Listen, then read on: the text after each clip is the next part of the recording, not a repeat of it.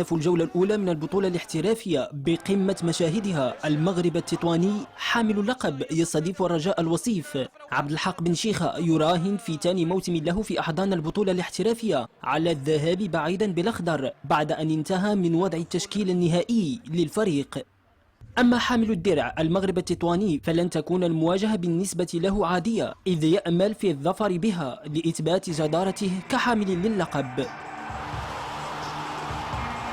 الاتحاد الزموري للخميسات يستهل مشاركته ضمن النخبة بلقاء المغرب الفاسي الأخير. سيعتمد على المدرب المنتدب أخيرا للفريق فرانك ديماس رغم كونها التجربة الأولى له في المغرب.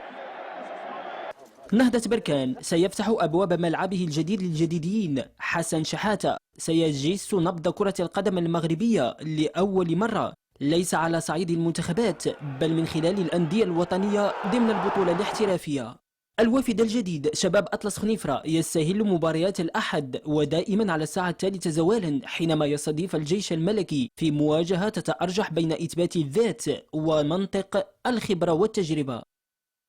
وفي حوار مثير يستقبل فيه الكوكب المراكشي حسنية أكادير والذي تعاقد مع عبد الهادي السكتيوي للبصمة على مستوى جيد. مواجهة لا تحتمل الرهان أو التنبؤ، فقط الأجدر من سيحسم فصولها.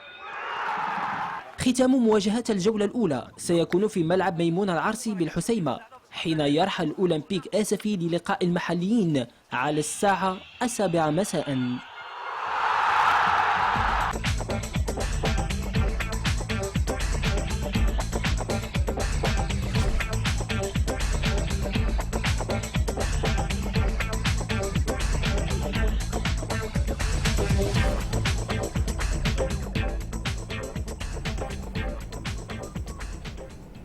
أولى مباريات يوم الأحد كما تابعنا